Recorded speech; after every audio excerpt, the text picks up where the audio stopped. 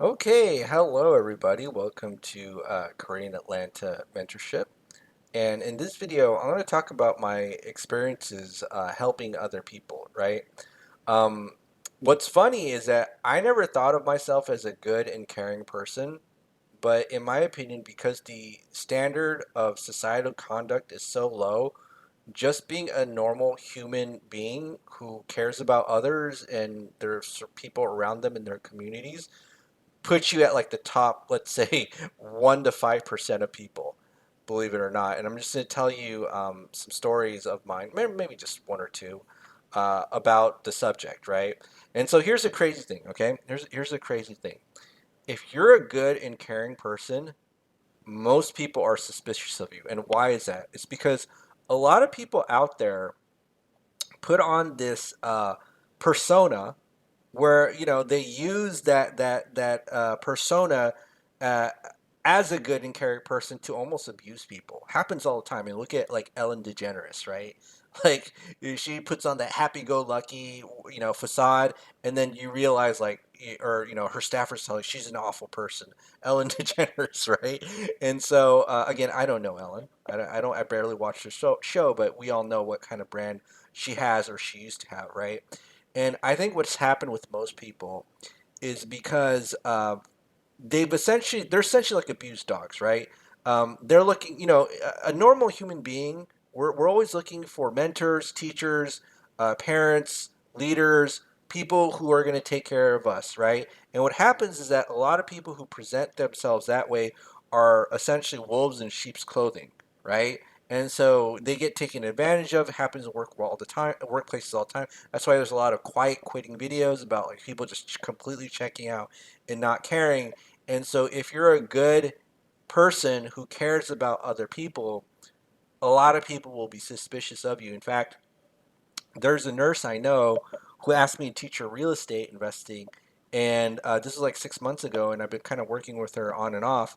And one of the first things I taught her was like the velocity banking strategy, but as a landlord, because she was a landlord, right? But she didn't know how to make real estate work for her. In fact, she makes a lot of money because she's a nurse, right? Uh, she has nurse, dual income household. So you think like, oh wow, you're like making a lot of money, things must be great. She struggled with the real estate, right? And so when she asked me for help, I was like, sure, I'll just help you to my knowledge because I don't think like what I know is really that great, right? Because it's really and what I like to do is really easy help, right? Like, oh, spreadsheet, 8 plus B, velocity banking, look how easy that is.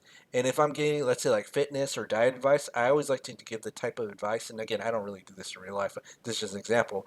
I would like to give the type of advice where it's like, hey, you don't even have to do exercise and you're going to lose a lot of weight and it's like no effort, right? That's like the type of advice that I would give, right?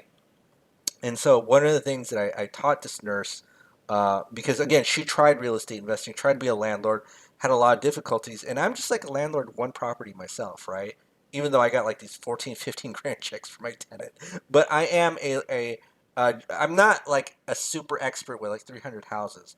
But one of the things I did teach her was the velocity banking strategy as a landlord. It's like you pay off your own personal debt, and then you get like one house at a discount, and then you buy, you pay that one off, and then you get the other house at a discount. And you just kind of rinse and repeat over and over again, right? Like you know what I'm talking about.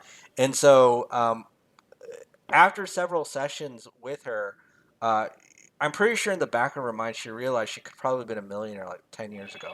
You know what I mean? Uh, Hello, Moto. oh man, my new cell phone's going insane.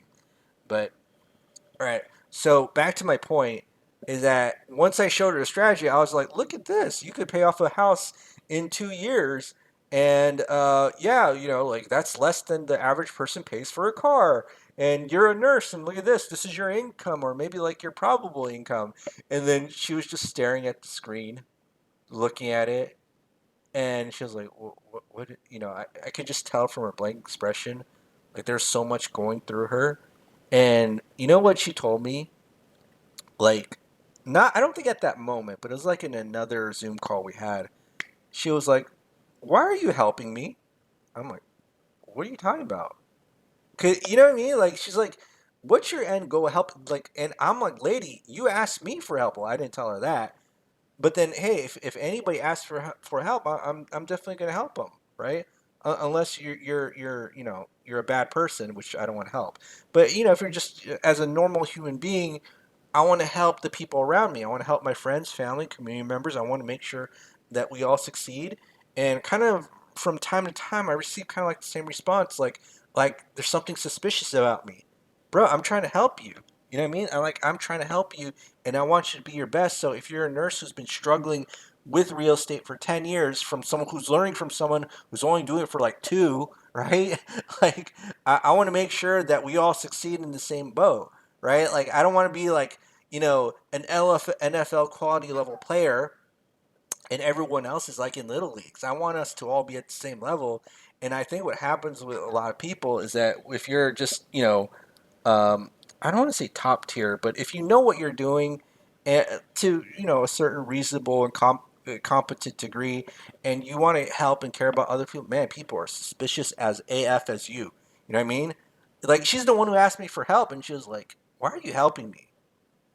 What's your end goal? I'm like, what? You know what I mean? Like, okay. And the funny thing is, she actually paid me money, and she acts like there's some sort of an end goal. You know what I mean? Like, okay, you pay me some money, I'll help you. But like, she was acting like I was too good to be true. You know what I mean? Like, all right, well, maybe that's because standards are so low in society that just finding one good caring person who helps their own neighbor is such a big deal. That it's so strange that we have to. We're at a point at society where if one person wants to help their neighbors, they literally have to ask like, "Why are you helping me?" You know what I mean? Like, "Why are you helping me?" But that's where we're at today. And I say this as a person who's been betrayed many times. And I think one of the things that I used to think about a lot. I don't know if I think about it anymore. It's just I really wish there was someone who actually helped me when I needed them, right? Like I really wish that someone was there. And I think because of that pain that I felt many times in my life, it's just like I want to give other people really what I couldn't have because so many of the people that I depended on disappointed me many times.